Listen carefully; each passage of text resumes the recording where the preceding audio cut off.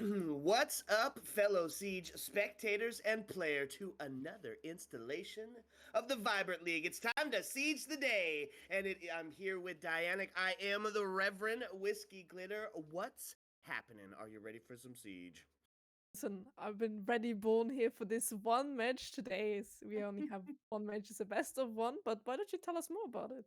Oh, I am so excited. It is a best of one banger, as you just said it. It's going to be Blue Jays, it's going to be Moo and the Rats, and there's a little bit of implications going on here, right? And we are headed to Oregon. It's a classic map, with classic strats. If you have ever played a game on Siege, you have probably played it on Oregon, so this is going to be familiar to everybody. Moo and the Rats, should they win today, going to take over the top spot, be number one, numero uno. Blue Jays in a three-way tie for fifth place, so a little bit of ego on the line here, and it's Oregon. Who doesn't just absolutely love that? I mean, of Oregon, I can say that for real. It's a small it's like Clubhouse. It's been already in the pool quite a time, so people know how to play. There's some still new exciting strats which we might hopefully see, or maybe we're just gonna see some default ones, which is probably gonna happen here in this matchup. But we've also seen already some rushes or rush attempts, especially here in Vibrant, and those were also especially here on Oregon. As already said, it's been in my pool for quite a long time. It's still kind of new because of the rework, but it's already classified as an old map. But especially Blue Jays talents against Moon the Reds, I'm gonna have to say, I do see Moon the Reds winning here. I do think they're gonna Mm. take over the top spot. What are your thoughts on it?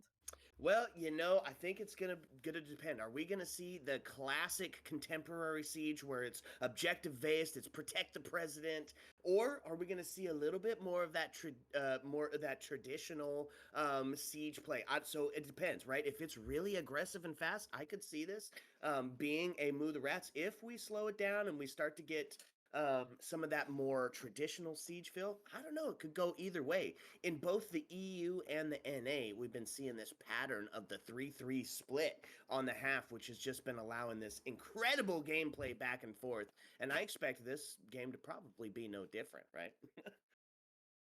You expected a 3-3 split. Depending which team starts on the defense, I do see here Moon the Reds coming on top. If we just look at the standings, they're placed high above, have one more game, so statistics do speak more for them True. than for the side of Blue Jays talents. Nonetheless, as you already said, if we slow it down a bit, if we go down to that, say, towards the 20 seconds meta, not too hard onto that. So let it be a bit more slow, not too much TDM heavy, just not run in too much, not many pushes, rushes. This also could go for Blue Jays talents, but it depends how these two teams communicate. If one team is hyper aggressive, the other one is gonna have to step up or play even very passive. But the question is, do you really want to play passive in a TDM meta? But if both teams play slow and passive, it could really go both ways. But again, if one team plays aggressive, the other one's gonna have to step out to the plate. If it can't, it's gonna go probably a very big different round difference there. Yeah, agreed with you. It's going to definitely be the team that's going to be able to adapt the quickest, right? In a best of one, there is zero chance for you to come back after the map is over. You don't get a map two. You have to do it in the game, in the moment, in the match, and this is going to be great. Not to mention, we just had a bunch of reworks done, so a little bit of balancing changes going on here, right? We saw Ayana lose her nades, put her more into the place of the operator that she's supposed to be. We saw Finka and both Gridlock get some nades. Big fan with the Gridlock coming up with some nades. I thought it was an already completely undervalued operator, and now that we add the nades to the table, I think it's going to be incredibly dope. And then the Frost rework. What's your thoughts? You think that's going to be a big factor today in how it's running? Those are some pretty standard ops that we see utilized quite a bit. Anna is also low played because of her gun and because of her Mm-hmm. gadget. Sure. Also because of the nades, but now nades being removed, I can see a lot of teams use now Finka more instead of the Ayana, or more a Finka instead of an Ash possibly. And I would love to see Gridlock because Gridlock is now competing against Nomad. Those are two counter flank operators. Nomad is always been better than Gridlock if we just look over the past few seasons because her gadget is loud. it Mm-hmm. throws the enemy away. They're now being stunned for a few seconds. Has flashbangs, has a decent gun, the AK, but now Gridlock has the nades. The gadget, yes, still very good to play against. You can shoot it out, you can throw an impact, everything's gone. It does make noise, but let's be honest, sometimes you can mishear those impacts, you can mishear those shots, and it Sure. can go both ways, same as a Nomad. But now adding those nades to Gridlock could make her even more valuable, or maybe she can now compete with Nomad. So I'm hoping to see some of the Gridlock, because now Ayana has no more nades. So maybe we see a Finca nade, maybe we see Gridlock nade, we have the counter, we have the nades. On a map like Oregon, it's not too much vertical gameplay, so you don't really need a sledge. You can go True. for the soft breaches, you can go for an Ash for Sophia, because you don't need the sledge as much. I could see here maybe potential two entries, one in the Gridlock, one professional on the Finca, but Ooh. also the Gridlock maybe as a flex operator, and then keep an Ash or Sophia for breaches.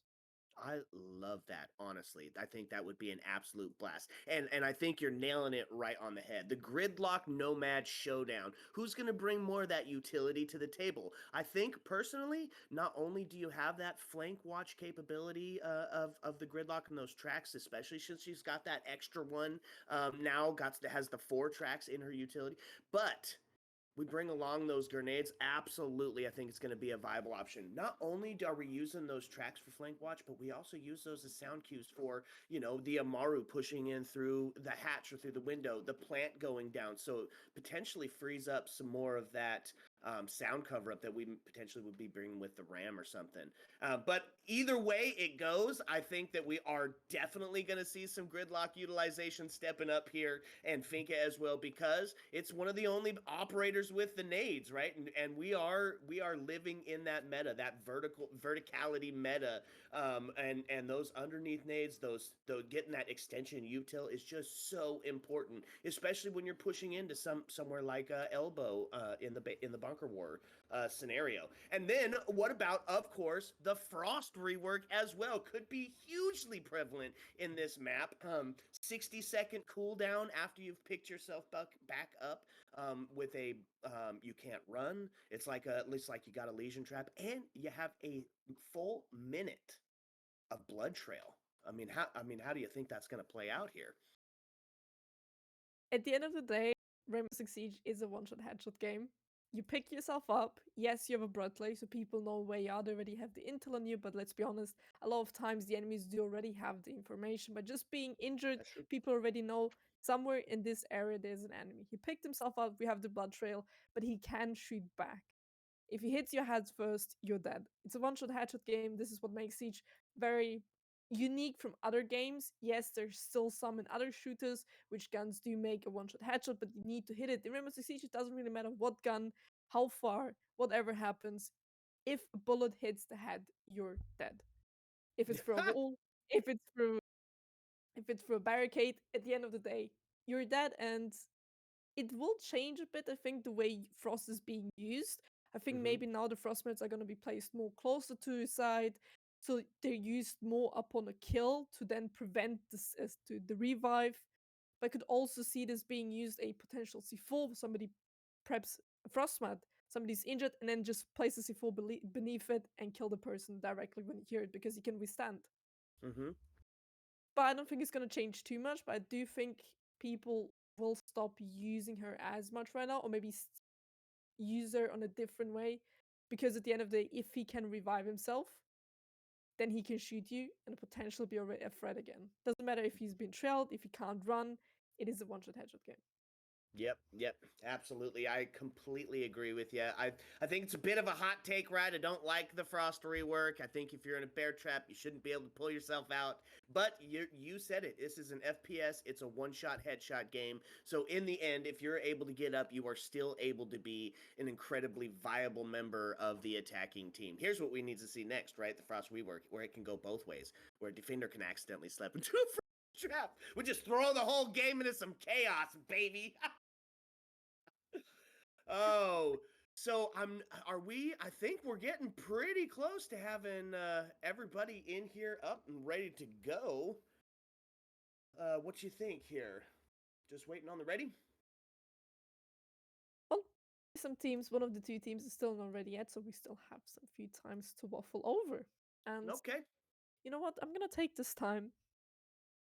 Well, we have heard a lot of my thoughts now about these new operator changes.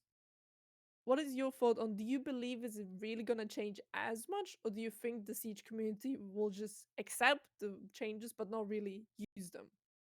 I think for the most part we're gonna see some definite uptick in the usage of Finca, in the usage of Gridlock, and I think we might see a bit of a decrease in the Frost. Right, Frost mains out there, myself included. Right, it's one of my go-to ops. I can't shoot to save my life, but you know what I can do? I can put a Frost trap down. Well, unfortunately, that's going to be taken away from some of my kills. What I'm excited to see is this going to be the return of the combo ops with Frost, right? Are we going to be able to put that lesion trap back down on the Frost trap and get the ultimate kill, right? If you've already been downed and you go on a Frost trap, that's going to be it. So if we've got damage done, I mean, she still could be a pretty viable op. I think maps like Chalet, where you're putting those frost traps in library, you're putting them on mud. I think those are still going to stay a standard, because even if you can get back up, the thing is you still have to shoot down when you vault in, right? And that split second is all it's going to take for you to win that gunfight, right? So I think having those trap ops, even if you are going to be able to get up, I think they're still going to be a pretty viable option, at least in the comp scene. Um, and anybody that gets grenades put onto their lineup is going to be utilized, as they are so few in the game now, and so incredibly necessary, especially when we get like a Flores taken out. I think that we're going to be seeing those operators utilized. It's Oregon, right? Gotta have a Flores on the board, especially when you're trying to push into that elbow area. If Flores is gone, we're going to see some incredible nade action. Maybe not a ton from underneath like we would see on Chalet or Border, for example. But I think they're going to be active, and I think they're going to be present. Speaking of Oregon, okay, let's talk bans. We've been seeing a little bit of a pattern, right, for Oregon. You see some pretty standard bans. It could be kind of between the top three, at least from my perspective. We could see the Ying ban, could be the Flores, could be the Dokkaebi, right? I hate seeing a Ying ban because it's boring, right? It takes some of that quick execution off the board. Nobody wants to deal with those Candelas, but my permaban specifically is going to be the Dokkaebi. Don't want to get those phone calls. Don't want to give away that intel. How do you think this is going to play out, having seen these teams a bit more? I'm gonna have to agree with you. I mean, Ying ban is a bit boring, but at the end of the day, it is a very good ban considering the Mm-hmm. TDM meta. So not seeing a Ying ban would definitely be a surprise, but at the end of the day, there is a counter operator which is Warden. So if the Ying ban doesn't go through, but then one of the teams bans Warden, chaos is upon us. And I'm just saying it out there. But you haven't really seen that. You haven't really seen a team not ban Ying and then ban a Warden. So it can go both ways, but I'm expecting to see a Ying. I'm expecting to see a Dokkaebi ban, especially now with the Ayana ban. The Ayana rework, I don't think we're gonna see an Ayana ban, which has also been quite a few times. We've seen that the top fraggers or the main operators, meta operators, are being banned.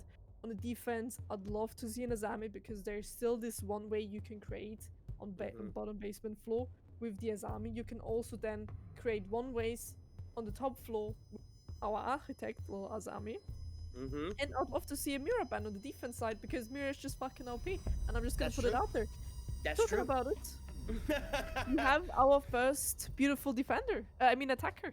And that's it. You called it. You were exactly right. On the money. It's Ying Gonzo Garbanzo. Don't want to have to deal with those Candelas, even with Warden on the board, even with Warden's rework, where he got put on that 3 armor and 1 speed. Still going to be utilized a little bit more how his operator was intended, a little bit more of a bunker down. And there we go. That's an interesting pick. Could be a bit of a ban, or a targeted ban here on the Ash. What are your thoughts here? Well, an Ash ban? I did not Yeah. expect this one. It's like, I believe this might be a very heavy counter ban.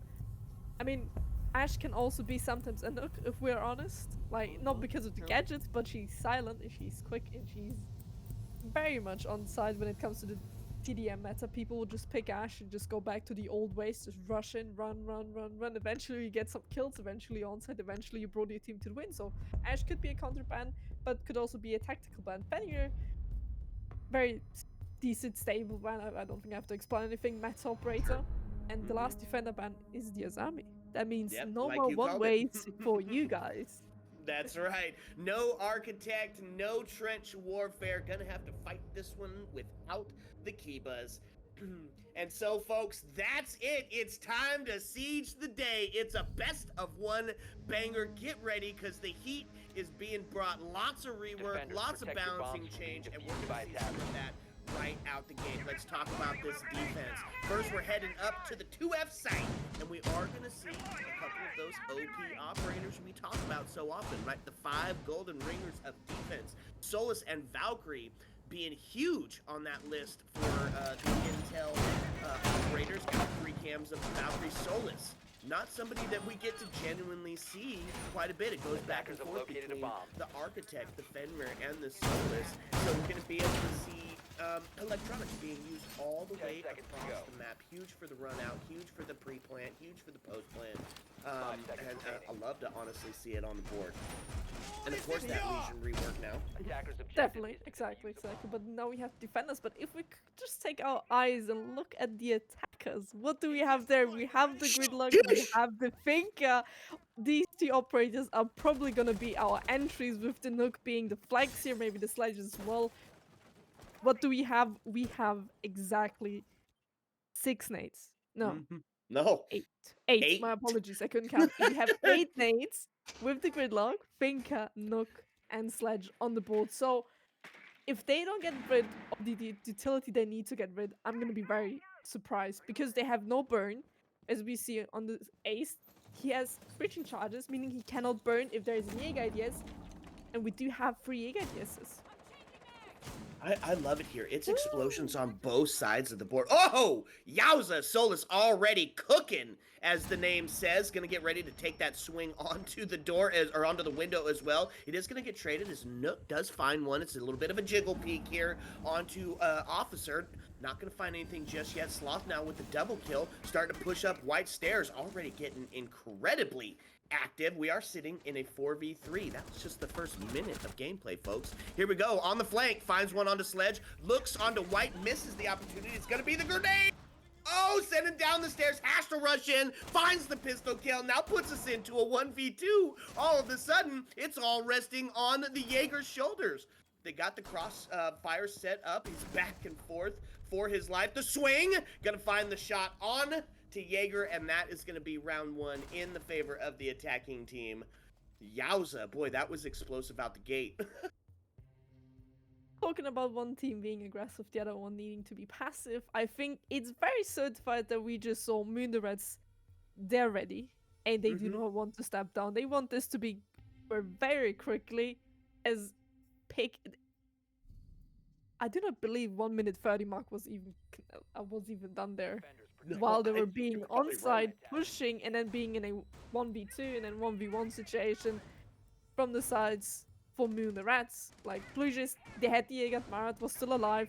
He downed one with the pistol, yes, but it wasn't enough at the end. And Moon the Rats, they set the tone. They said, listen, aggression is our medicine, and we're gonna do this right here and right now. And if we just look on the other side again, on our beautiful attackers, we have the Gridlock, and we have the Thinker. And I don't know why, it makes me proud of it. You know what? Oh yeah, agreed, 100%. It's like, if there's nades on the board, we're gonna utilize them. 8 on the last round, and I think they tried to use every single one. But, you know, let's not be dismayed. On the defensive side, we had C4s, we had impacts. You know, now that Legion's got his awesome side shotty, he doesn't have to waste those impacts on rotates, able to make all of the head holes. So I mean, like, we could be watching the transformation here into the new explosion meta, and I am 100% here for that. Already Sloth in to tower, made quick work. Gonna take this first gunfight on the kitchen, does get the kill. Sloth already on board yet again. It's 5v4, and that's just the first 30 seconds. Gonna start opening up this attic area, getting real aggressive. I think you nailed it in one when you said it is this attacking team setting the pace, and as a defense, that cannot be the way that you allow this to happen. Let's see some of those nadies coming in, not finding any joys. Nobody's sitting there onto the chassis. Just finally getting our first minute gone. Exactly. This is a bit slower than the round before, but as we can see, me and the Reds are doing some work here. Opening up Attic Breach now, already taking control of Tech and Master June, taking out Cooking Machine on the way. That bringing himself into another man advantage, with Buzzard now finally finding the first for the side of Blue Jays, but as we can see, just kills are happening. Oh, man, now taking us into a 2v4, into a 4v1. It does find one, responds onto White, but it's going to be the pinch from the Attic that's going to settle this one down. Amaru got the first and finished it off with the last as well. It's an Amaru sandwich. That's 2 rounds in favor of the attackers. Amaru sandwich. I know. Why do you guys put up with me? Here we are. No, we love it. We love it. But, you know, I thought that round's gonna be a bit slower. It did end again before the 1 minute and 30 mark. So I think we know how me and the Reds want to play this. I think they showed us pretty well in the past 2 rounds how they want to set the tone and how they're setting the tone. And Blue Jays Talents, they're struggling right now to keep up with the pace. Again, there are 2 things you can do. You can either play as passive, wait for them to swing on you, because me and the Reds, they're gonna swing. They're gonna push you, they're gonna swing, they're gonna be aggressive. No matter what's happening, who you are, they're gonna do it. Or you counter-aggress and you put the same aggression level on your side as me and the Reds. That meaning they would need to spawn peek, they would need to be aggressive, need to roam, to show presence on the map, but need to be careful, because if they show too much and they do not rotate back to side, me and the Reds could just simply rush sides. A lot of things they could be doing. The question is, what are they going to be doing? Because now they're in the defense and they have to get these rounds going. Otherwise, me and the Reds could bring up a pretty good attack round and then be very dominant on defense, because it's Rainbow Six Siege. It's very defender-sided game. So if you already lose on the defense side, you're going to have a very hard way recovering on the attack side. Yep, absolutely agree. And I think you nailed it on the head, right? We're seeing a little bit of both of those. You said win conditions, they need to slow these down. They either need to match the aggression or need to bring out some traps to slow that down. What do? They've got the Solus on the board. We still have that aggression that can be utilized up and around, but we've now brought out the Mira, the Capcan, and the Smoke, all operators designed to slow you the heck down. So it's kind of a combo move, and I'm wondering if it's going to play out here. Absolutely, and you said it too with that with the attacks, right? It is generally considered a defensive sided map. Now Moo the Rats has already hit their quota. If they go into their defensive side of it, already have hit their 2. I mean, they're feeling pretty good.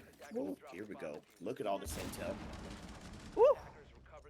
Oh, there we go, Solus. Cooking, starting to get the fires going again. It is going to be Murat to find 1 as well, as now body bounce tipped heavily in favor of Blue Jays as they sit 5v3 here, 5v2 as Murat finds themselves a double onto June.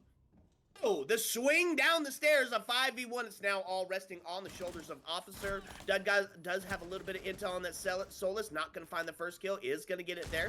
Could have the intel should she choose to push up and get it. Little bit of a dicey situation, though. It's a 1v4. Have to ace to clutch this one up. I mean, if Blue Jays Talent doesn't play this safe, he could definitely come here on the winning side. As we saw, Officer, he's not going to step down. He has the aggression level, but he just needs to find these heads.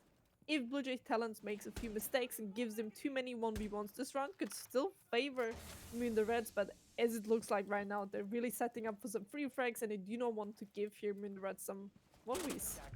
Yep, that's right. Don't throw bodies. It's one of the cardinal rules of Siege, and they're not going to do so. It is going to be Choops taking the kill onto Officer, giving the defense their first round, and a little bit closer to that war of attrition that we so desperately want. As the talent, we're not biased, right? We don't favor one team over another. We want the double overtime 1v1 clincher to settle the score of who is the best sit in Vibrant League currently.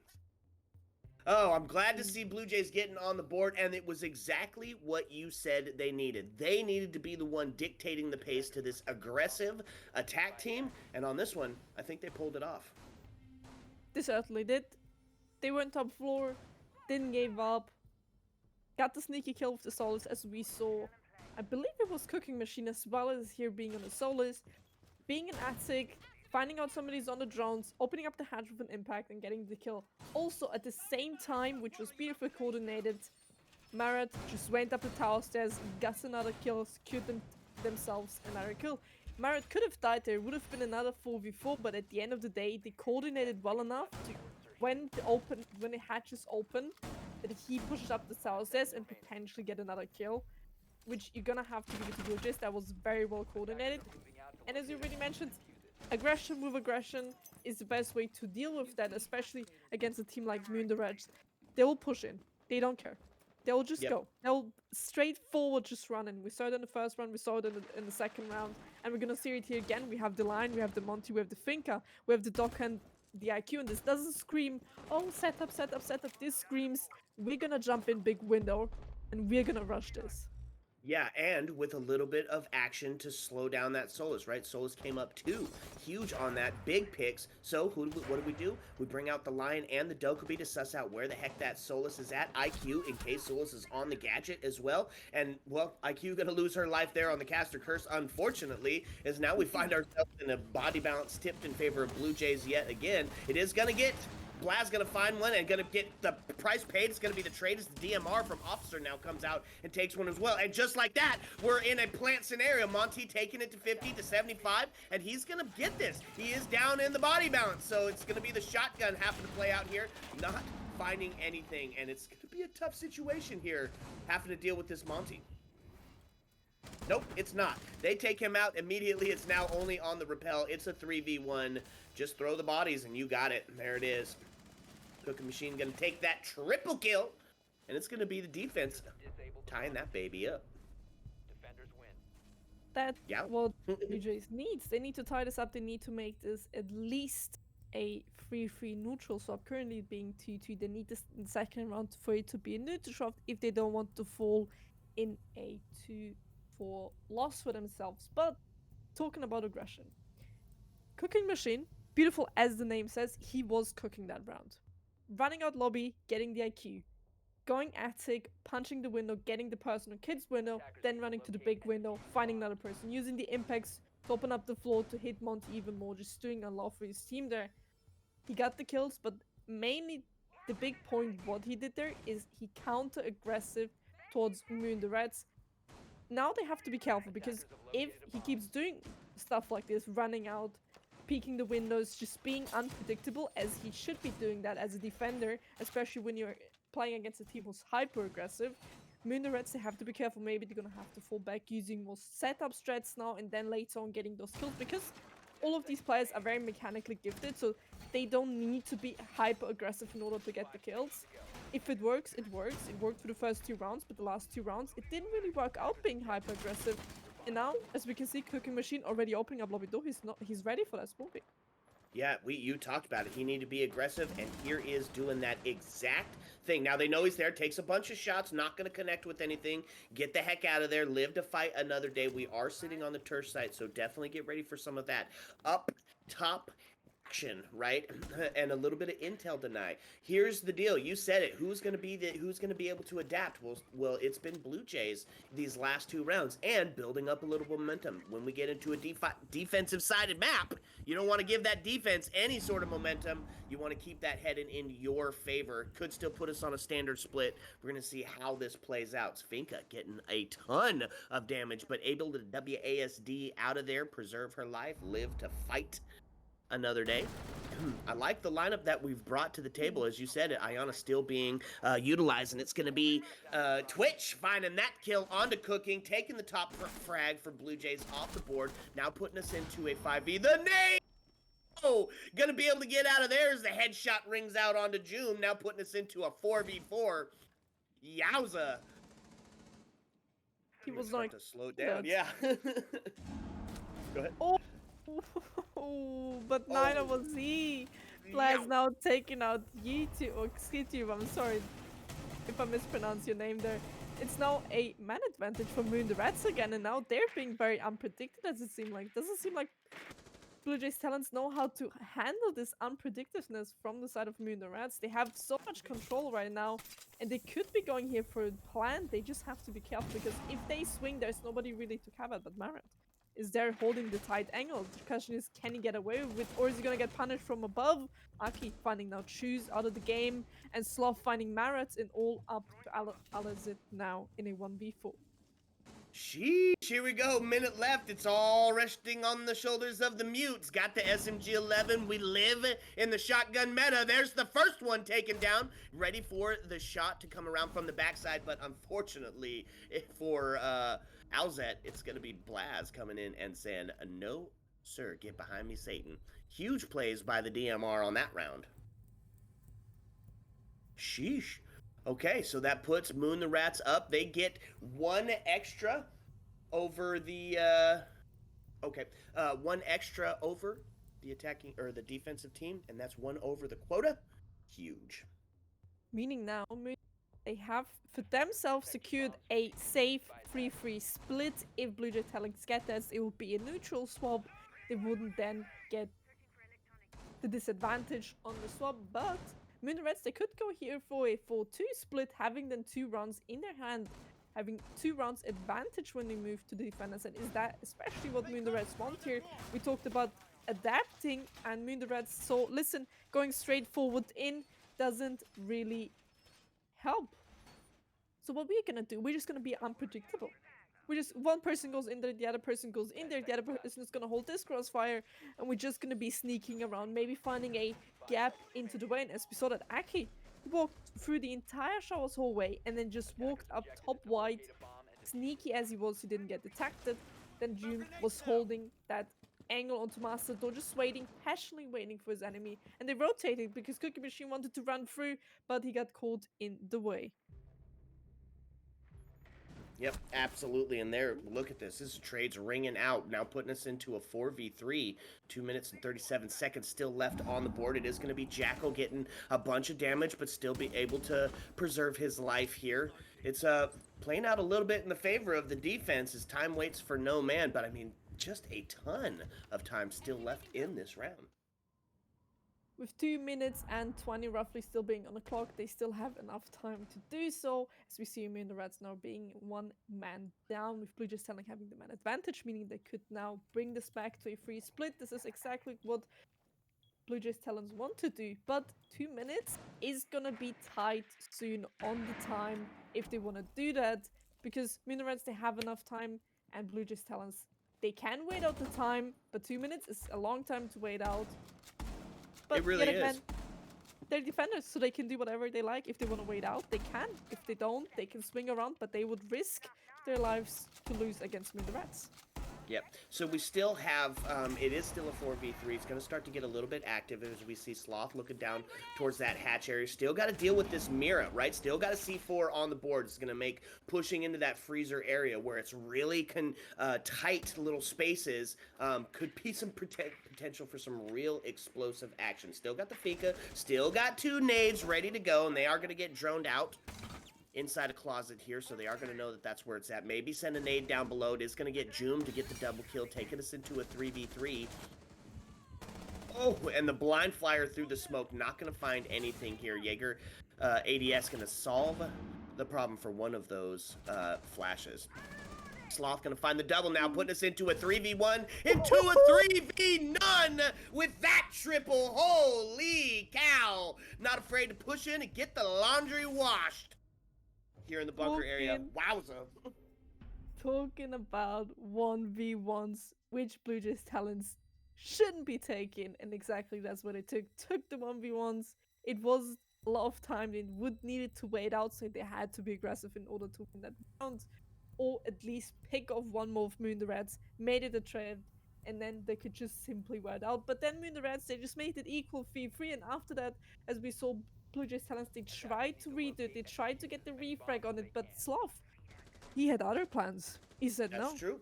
I want the 3k, I want these 3 last kills to be mine, and exactly that's what he did. At the end of the day, you want to take out Sloth, especially in that occasion. Now, Moon the Rats are 2 rounds up, with 4 beautiful swap. They're now on the defense. They could close this up very quickly, as they only need 2 more wins to be on the match point, and 3 to then win the entire map. But BLUEJAYS Talents, they can come back it is at the end of the day a defender-sided map, but we've also seen from the Reds that attackers can also be very heavily on the favorite side. That's true, and that is the role swap. We have made it through the first half of this best of one banger, so let's take a look at this defense. Let's see what Moo the Rats is going to be bringing as far as, and going to be an aggressive defense. It's going to be just the same as we saw them on the attack. These are names this is game styles that you've seen played before. We're going to bring out the intel of the Valkyrie, going to be huge. As far as you need the intel to get the inches in this game of Siege. Orc's going to be, oh no! Does find one, but the DMR gonna take Joom off the board, paying for his hubris for that run out, so that's gonna equalize the body balance. That does, however, take a set of nades off the board and that health, which is so vital, especially when these teams are picking little pieces of each other. The classic yeet and skeet. Got to have that health. Sheesh, okay. Nearly finding another kill, but Cooking Machine, I think he cooked a little bit too out. I knew he was there, but Sloth, my man, he wants another kill in this round, putting themselves now again in a man advantage for the side for Moon the Reds. Chaos has something to say against it, making it back an equal with now also using DMPs to open up finally the breach, but Bandit is now bandage stricken. He could potentially die here if he's not being careful, but no, Officer just having the time of his life, finding the kill on Alzed. That was just pure timing, as he just wanted to get out his gadgets. Yep, you talk about it, Siege timing, absolutely huge. We've got a minute and a half left on the board. It's all resting on the shoulders of the Dokkaebi and of the Iana. But if you have two alive to take this gunfight on, I'd love to have those two. Do have 3 flashes still available with that rework from Iana. Oh, takes a shot down towards Bunk, doesn't find anything. A little bit of damage, but not enough to get the Valkyrie off the board. It's still got a whole minute left. This is really inside of the defense, especially as now Sloth finds a double, giving him 5 for the last couple of rounds. A little bit of a cheeky play by Orc there, as he does get taken off the board by that DMR, but they now, of course, know where the location is. It's going to be the swing onto the hatch, does find one, but the cross ready and set up to finish that round out. That's bye-bye dome piece as Valkyrie closes it out.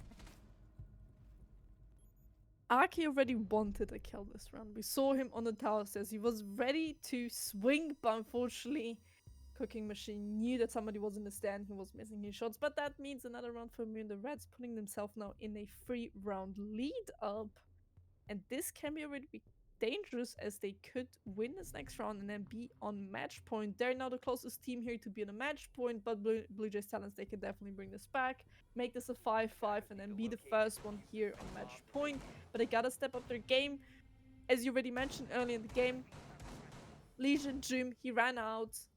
Yes, he lost to Impact. Yes, he lost to Goo Mines. But BLUEJAYS Talents, they've lost somebody more viable. They lost the Thinker Gadget to boost, going in with 20 HP more and losing 2 nades, especially as Thinker was one of the entries, meaning now one of the supports.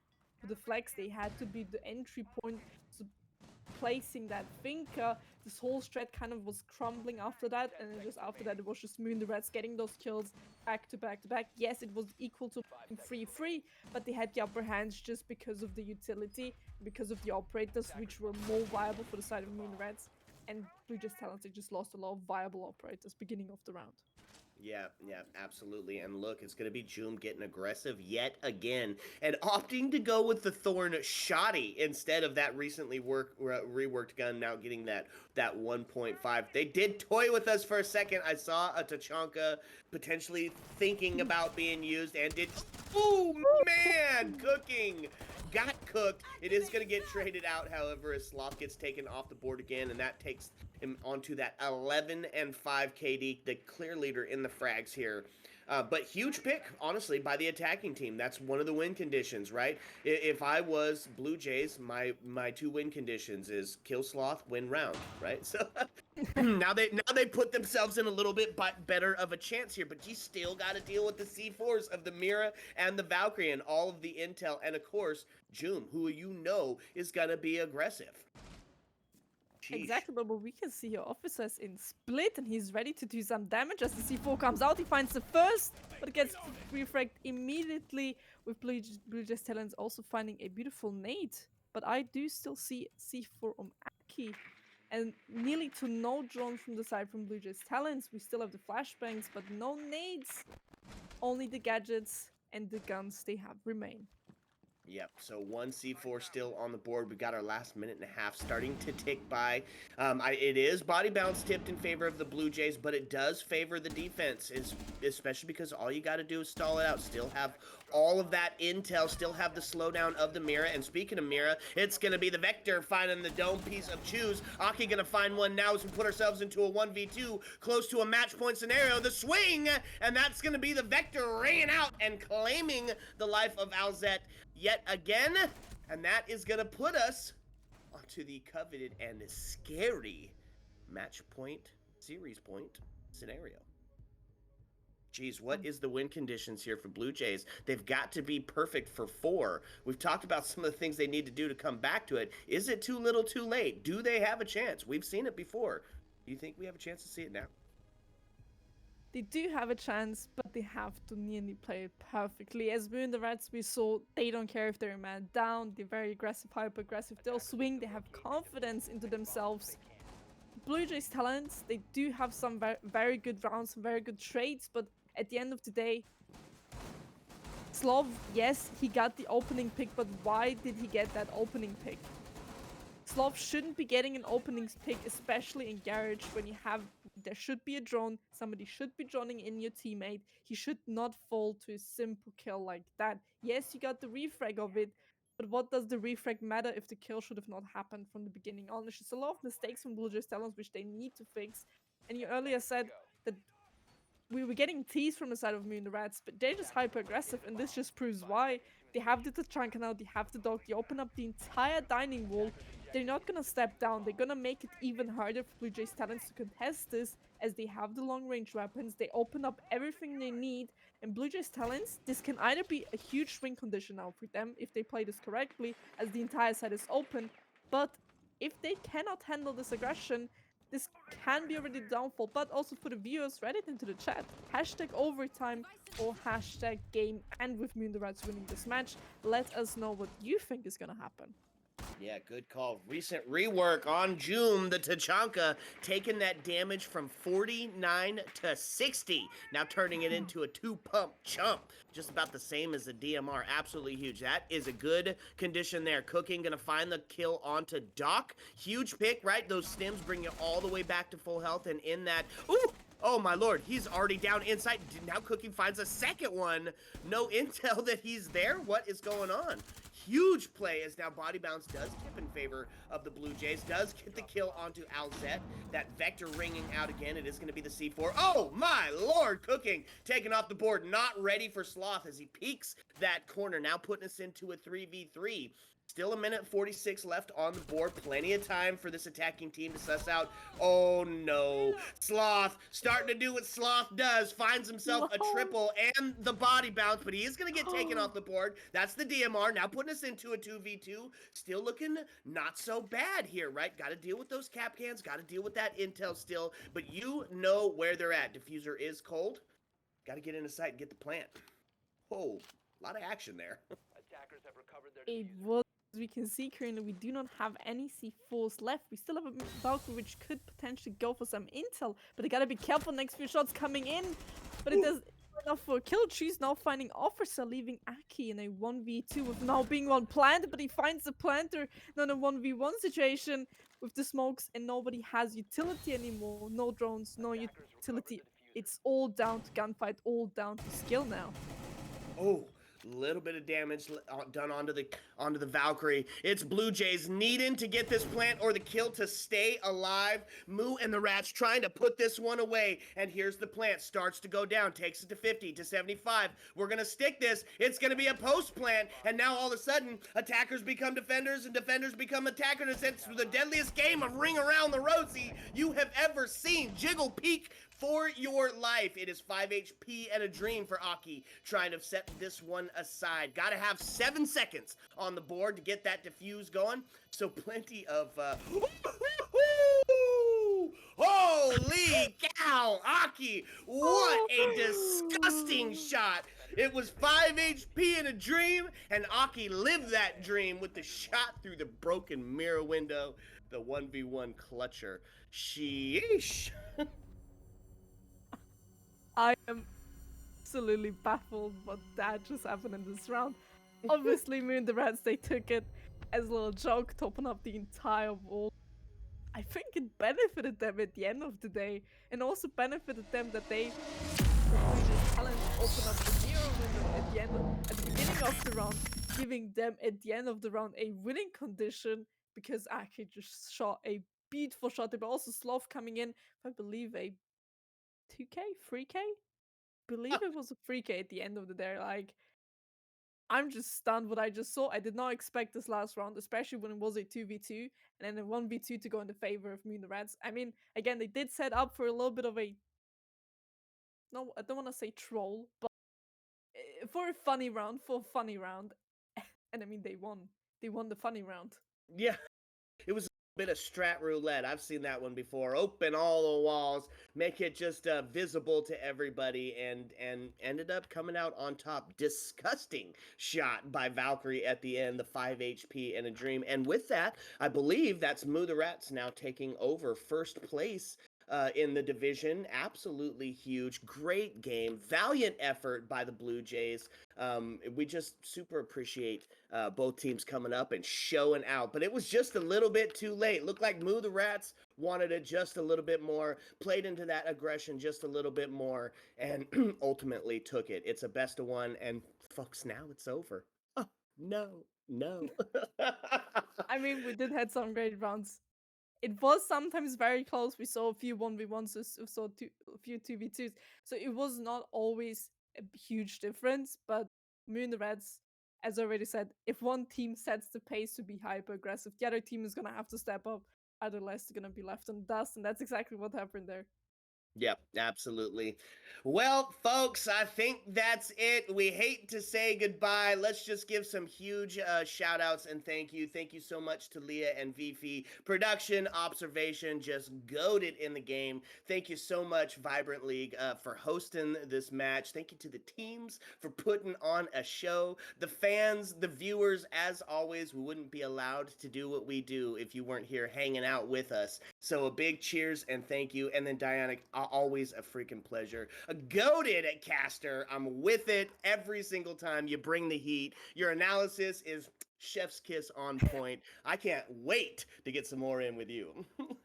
I can only agree, man. The way you're hyping it at the end, your casting is just, you know, I mean, I think because he saw my face during one of the few clutch situations. He saw my face during these clutch situations, but I'm already hyped because of the moment that's happening, and then he hypes me even more. So I'm just like here in the camera, just like watch this happen, and just being absolutely blessed what just happened. But as you already said, we only had one game of today. It was a simple best of one, and then let's thank you guys for watching, and I'll wish you guys a wonderful evening, night, and leave you guys now to your being. Heyo.